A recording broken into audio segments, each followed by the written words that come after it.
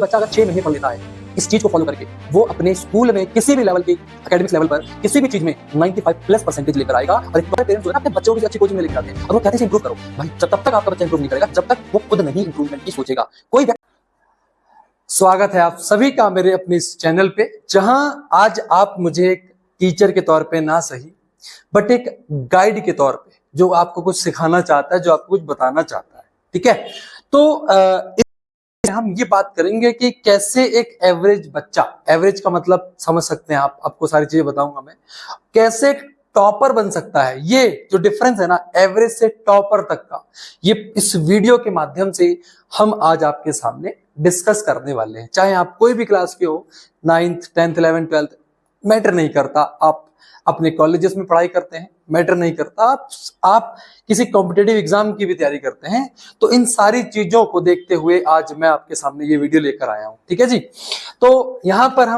मुझे यहाँ ज्यादा दिन नहीं चाहिए आपसे बस थोड़े ही दिनों की बात है, 1 से लेकर 30 दिन तक। ये बहुत ज्यादा डिफरेंस हो गया है, इससे भी कम दिनों में हम खुद को इंप्रूव कर सकते हैं। ठीक है, तो एक एवरेज बच्चे की भी बात होगी, एक टॉपर बच्चे की बात होगी, बट उससे पहले मैं आपसे अगर पूछूं, क्या आपको डेफिनेशन पता है बेटा? क्या आप मुझे बता सकते हैं कि टॉपर क्या होती है और एक एवरेज बच्चे क्या होती है? अब समझना इस बात को बेटा। एक बात, एक जो बच्चा है वो जब स्कूल में पढ़ाई कर रहा होता है, जब वो अपने स्कूल में पढ़ाई कर रहा होता है, तो वो इसका इनपुट होता है। क्या होता है बेटा? इनपुट होता है। इनपुट का मतलब कि वो स्कूल में कुछ सीख रहा है, वो सब्जेक्ट से रिलेटेड कुछ सीख रहा है। किससे रिलेटेड सीख रहा है? सब्जेक्ट से रिलेटेड। उसके बाद जब वो एग्जाम देता है, तो जब वो एग्जाम देता है बेटा, जब वो एग्जाम देता है तो वो उसका क्या होता है? आउटपुट होता है। क्या होता है? आउटपुट होता है। ठीक है, तो इनपुट आउटपुट समझ में आया आपको? तो ये इनपुट आउटपुट में जो बच्चा अपने इनपुट मतलब 100% का maximum they they, maximum output they they, maximum output in the sense कहने का मतलब है कि वो 100% अगर इनपुट दे रहा है तो 100% के अप्रॉक्स, 100 नहीं तो 90 सही, 95 सही, 85 सही, तो ये जो इनपुट दे दे ये आपका क्या हो जाएगा बच्चा? वो टॉपर कहलाता है। टॉपर कहलाता है। टॉप का मतलब हुआ कि वो इनपुट के बराबर आउटपुट दे रहा है। ये एक प्रॉपर डेफिनेशन हम मानते हैं, इसलिए हम परसेंटेज के तौर पे, परसेंटेज के रूप में हम टॉपर और एवरेज बच्चा डिसाइड करते हैं। तो ये क्या कॉन्सेप्ट है? क्या कॉन्सेप्ट है इसमें कि आप इनपुट जो दे रहे हो उसका मैक्सिमम आउटपुट अगर दे पा रहे हो तो आप टॉपर हो। इसका मतलब ये हुआ कि जब आप इनपुट ले रहे हो तो आपका प्रेजेंस ऑफ माइंड कहां है? प्रेजेंस ऑफ माइंड कहां है? क्योंकि यह डिसाइड करेगा आपका क्या बेटा? Maximum output. और जब मैक्सिमम आउटपुट अच्छा होगा तो आप एवरेज ना होकर के क्या कहलाओगे? टॉपर कहलाओगे। ये मैं कह सकता हूं। तो यहां जो एवरेज बच्चा है उसके अंदर किस चीज की कमी है बेटा? किस चीज की कमी है? केवल और केवल एक ही चीज हम कह सकते हैं, प्रेजेंस ऑफ माइंड। अब ये प्रेजेंस ऑफ माइंड होता क्या है? कोई बताएगा मुझे? प्रेजेंस ऑफ माइंड का मतलब बेटा होता है, प्रेजेंस ऑफ माइंड का मतलब होता है कि आप जब किस कार्य को कर रहे हो, जो भी काम आप कर रहे हो, उस पर्टिकुलर टाइम पीरियड में आपका ध्यान कहां था। ठीक है, तो ये हम डिस्कस करेंगे आपके सामने कि आप कैसे स्टेप बाय स्टेप इंप्रूव कर सकते हो और खुद की एक जर्नी एवरेज स्टूडेंट से टॉपर में बदल सकते हो। कैसे आप एक एवरेज स्टूडेंट को टॉपर के रूप में बदल सकते हो। 7 स्टेप होंगे हमारे सामने। कितने स्टेप होंगे? 7। हम इसको पहले अप्लाई करने की कोशिश करेंगे और उसके बाद हम देखेंगे कि हमारा आउटपुट आ रहा है कि नहीं। क्लियर है? तो चलिए 7 स्टेप में सबसे पहला स्टेप, सबसे पहला और सबसे इंपॉर्टेंट स्टेप होता है बेटा, सबसे इंपॉर्टेंट स्टेप है ग्रोथ माइंडसेट। मतलब क्या है? मतलब ये हुआ कि आपका जो मस्तिष्क है, जो आपका दिमाग है, इसमें आप ये मैसेज दो कि I want to improve my myself खुद को इंप्रूव करना चाहता हूं। जब तक कोई बच्चा, कोई व्यक्ति ग्रोथ माइंडसेट नहीं रखेगा, सेल्फ इंप्रूवमेंट को नहीं सोचेगा, अपने गोल सेट नहीं करेगा, वो खुद को इंप्रूव नहीं कर पाएगा। दुनिया में कोई टीचर, कोई कोचिंग, कोई स्कूल नहीं है जो आपको इंप्रूवमेंट दे जब तक आप खुद ना चाहो। मैं अपने इस टीचिंग के करियर में, मैं ऑफलाइन पढ़ाता हूं, ऑनलाइन भी उतना नहीं पढ़ाता बट पढ़ाता हूं। मैं अपने इस टीचिंग करियर में मैं ये चीज मैंने ऑब्जर्व करी कि बहुत सारे पेरेंट्स ना टीचिंग मैं ये देखा है कि बहुत सारे पेरेंट्स जो है ना अपने बच्चों को किसी अच्छी कोचिंग में लेके जाते हैं और वो कहते हैं इसे इंप्रूव करो। भाई जब तब तक आपका बच्चा इंप्रूव नहीं करेगा जब तक वो खुद नहीं इंप्रूवमेंट की सोचेगा। कोई व्यक्ति नहीं है जो इंप्रूव करके दे, ये बात याद रखना है। बहुत सारे लोग आते हैं, बहुत सारे बच्चे हमारे ऐसे होते हैं जो रिजल्ट नहीं देते अच्छा, उनके पेरेंट्स कहते हैं आपने तो एफर्ट ही नहीं लगाए। अरे सर हमने तो एफर्ट लगाए, आपका बच्चा एफर्ट लगाने के बाद भी, हमारे एफर्ट के बाद अगर आपका बच्चा एफर्ट नहीं लगा रहा है, आपके बच्चे का ग्रोथ माइंडसेट नहीं है, तो वो कभी भी कहीं से भी नहीं सुधर सकता। ये एक गारंटी है। दिखा दो मुझे जो इंप्रूव करके दिखा दे उसे, जब तो खुद से इंप्रूव नहीं होगा।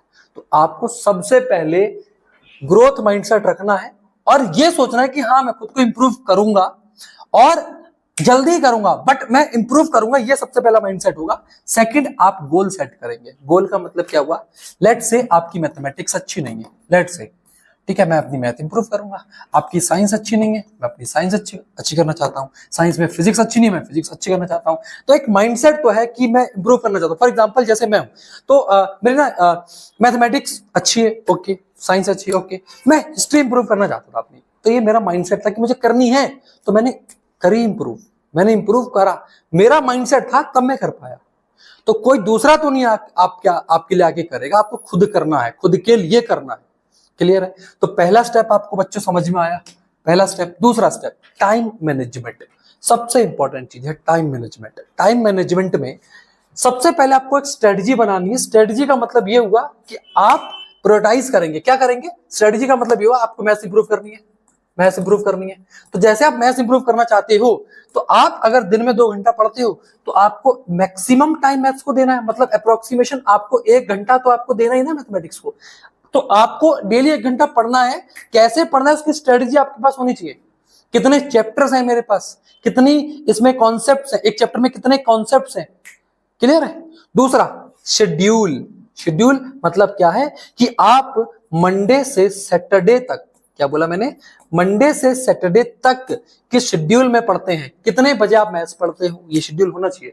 मॉर्निंग में उठते हो, दिन भर का शेड्यूल आपके सामने होना चाहिए। बिना शेड्यूल के आप अपनी लाइफ में इंप्रूव नहीं कर सकते। ये बात भी आप अपने कॉपी में लिख के रख लीजिए कि without schedule you will not be able to improve your mathematics और एनी सब्जेक्ट।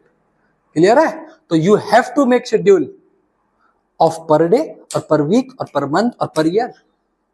क्लियर है? So the second concept is time management, बहुत जरूरी है। Third, prioritising. क्या प्रायोरिटाइज करना है आपको? यहां पर आपको प्रायोरिटी सेट करनी है कि सब्जेक्ट में कितने टॉपिक्स हैं और इन टॉपिक्स में कितने सब टॉपिक्स हैं और कौन सा मेरा वीक है और कौन सा मेरा स्ट्रांग है। तो जो स्ट्रांग है मैं उसको कम समय दूंगा और जो मेरा वीक है मैं उसको मैक्सिमम टाइम दूंगा। ये बात समझ में आई? ये बात समझ में आई? उसके बाद ये बहुत बेहतरीन शब्द है प्रोक्रास्टिनेशन। मुझे मतलब नहीं पता था, मुझे मतलब नहीं पता था इसका, है ना। इसका मतलब होता है आप किसी भी चीज को टाल मटोल करना कि अभी नहीं करूंगा, शाम को कर लूंगा, शाम नहीं कल सुबह करके बैठूंगा। ये पढ़ाई में नहीं चलता।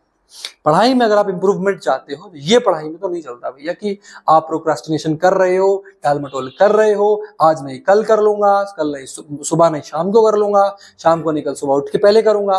नहीं चलेगा। जो शेड्यूल बनाया है ना, अगर ये चीज हटानी है तो ये चीज पे स्ट्रांग रहना पड़ेगा, ये स्ट्रांग रहना पड़ेगा। नेक्स्ट है प्रैक्टिस।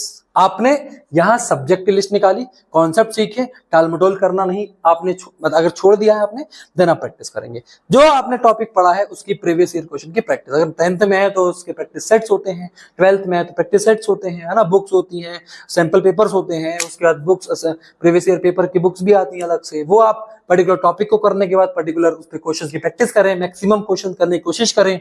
देन आप जो आप प्रीवियस ईयर में कर रहे हो, अगर वहां जो गलतियां हो रही हैं तो उसका एनालिसिस का मतलब ये हुआ बेटा, एनालिसिस का मतलब हुआ कि आपने गलतियों पर फोकस करा। हम क्या करते हैं, हम लोगों में एक हैबिट है कि हम कुछ भी करें ना, हम कभी एनालिसिस नहीं करते कि हमने सुबह से लेकर शाम तक क्या करा, पिछले 1 महीने से हम क्या कर रहे हैं, पिछले 7 दिन से हम क्या कर रहे हैं। ये एनालिसिस जब तक अपनी जिंदगी में हम नहीं लेकर आएंगे तब तक हम आगे के वे को अच्छा नहीं कर पाएंगे। पास्ट का एनालिसिस फर्दर आगे के टाइम के लिए होता है, तो जब तक आप एनालिसिस नहीं करते हो चीजों का तो ये आपका एक एमलेस जिंदगी रहती है। ठीक है, बात समझ में? एम सेट करा कोई दिक्कत नहीं, एनालिसिस नहीं कर रहे हो टाइम का, पीरियड का एनालिसिस नहीं कर रहे हो तो you will not be able to get that. ठीक है, सो ये आपको चीजें याद रखनी है। छठा है डिसिप्लिन। बेटा डिसिप्लिन, डिसिप्लिन का मतलब ये हुआ कि अगर मैं 7 से 8 मैथ पढ़ रहा हूं, मेरा फोन मेरे पास नहीं होना चाहिए। हाँ, अगर मैं फोन से पढ़ता हूं तो मेरा जो ऐप खुला है, यूट्यूब खुला है, किसी ऐप पर पढ़ रहा हूं, उसके अलावा कुछ और नहीं खुलना चाहिए, इंस्टाग्राम नहीं खुलना चाहिए। डिसिप्लिन, मैं 7 से 8 डेली पढ़ता हूं तो मैं 7 से 8 डेली पढ़ूंगा। इस पढ़ते समय कोई मेरा दोस्त मतलब नहीं रखता, कुछ मायने नहीं रखती चीजें। क्या मायने रखता है? मेरे को डिसिप्लिन बनाना है, और डिसिप्लिन के साथ साथ डेली चीजें पढ़ोगे तो consistency leads to discipline. Consistency leads to discipline. Is it clear? तो कंसिस्टेंसी बनाएंगे, निरंतरता से पढ़ेंगे, डेली पढ़ेंगे, डिसिप्लिन मेंटेन होगा। और मोस्ट इंपॉर्टेंट चीज भैया, अपनी हेल्थ को मेंटेन रखेंगे। कोई फास्ट फूड नहीं, जब तक हेल्थ है तब तक सब कुछ है। कोई फास्ट फूड नहीं, घर का खाना खाएं आप, है ना, होममेड फूड खाएं, घर का बना हुआ खाना खाएं। ठीक है, ये सबसे इंपॉर्टेंट चीज है।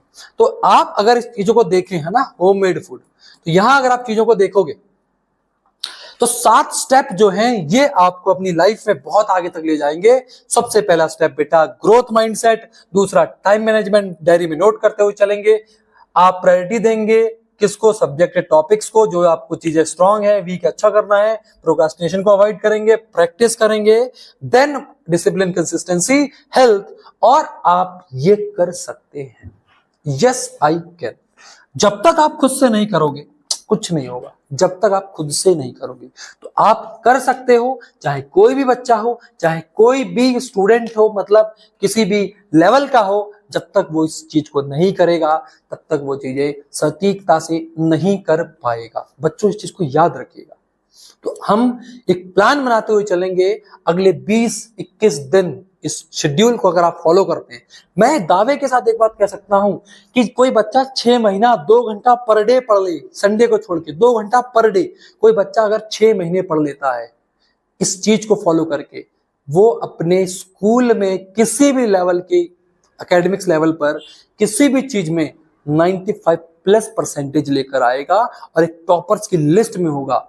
2 घंटे पर डे, मैं ज्यादा नहीं कह रहा हूं, ये यूट्यूबर्स हुआ बना देंगे इस चीज का, बट मैं ज्यादा नहीं कह रहा। 2 घंटा पर डे मंडे से सैटरडे सेल्फ स्टडी करता है जो बालक, 95% वो ला कर दिखा सकता है।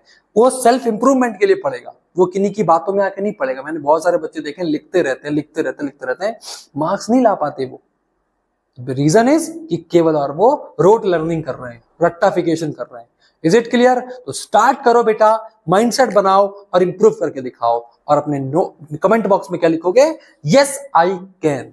ठीक है, थैंक यू सो मच, मिलता हूं अगली वीडियो में। थैंक यू बेटा।